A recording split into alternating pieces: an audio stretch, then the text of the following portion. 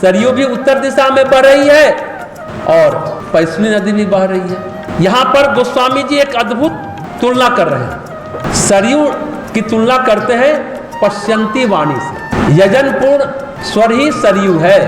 अजपा की स्थिति में स्वर यजन जो होता है वो परिपूर्ण होता है। देखिए, अब आपको लगता है कि पश्यंती वाणी क्या है, इसको जरा अच्छे से समझें। एक बेखरी वाणी होती है जो हम लोग बात कर रहे हैं, आप सुन रहे हैं, हम भी सुन रहे हैं आपकी बातें। एक होती है परावाणी, एक होती है पश्यंती वाणी। परावाणी अंदर चलता है, जब जो आप करते हैं उपांशु, उसके लिए और भी कहा जाता है कि 1 to 1 किसी एक व्यक्ति को संदेश पहुंचाना है, बोल के नहीं, परावाणी से पहुंचा दीजिए, वो समझ जाएगा। और पश्यंती अजपा है, अंतर मन के हृदय में चलता है पश्यंती वाणी। समूह को अपना संदेश सुनाना हो, गुफा में करोड़ों मील दूर बैठा हो, वो अपना मैसेज पहुंचा देगा, पश्यंती वाणी। ये है भरत जी के पास। तो आप समझ गए होंगे, भजनपूर्ण स्वर ही सरयू है। सरयू से तुलना कर रहे हैं जो कलकल छलछल आवाज हो रही है। अजपा की स्थिति से वो परिपूर्ण होता है। तो इष्ट के समीप वाली वाणी का जप है। इसके बाद जप का कोई विधान नहीं है।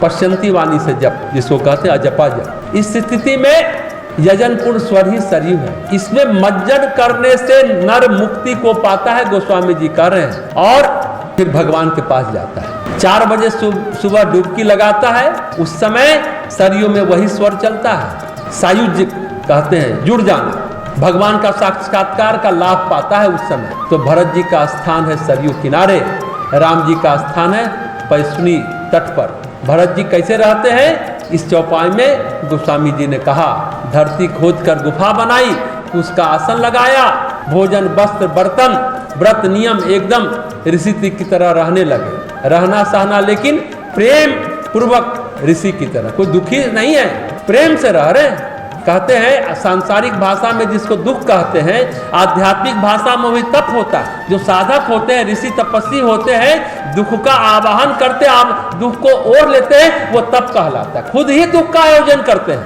जो तपस्वी भरत कर रहे हैं। तो एक अयोध्या बाहर है और एक अयोध्या भरत जी के अंदर है। ऋषि मुनियों की तरह रहने लगे। आगे चौपाई में कहते हैं, भूषण बसन भोग सुख भूरी, मन तन बचन तजे तिन तूरी, अवध राजू सुर राजू सुहाई, दशरथ धनु सुनी धनदु लजाई। दशरथ धनु सुनी धनदु लजाई। गहने कपड़े और अनेकों प्रकार के भोग सुख के मन तन और वचन से तृण की तरह, घास की तरह तोड़कर त्याग दिया, प्रतिज्ञा करके त्याग दिया।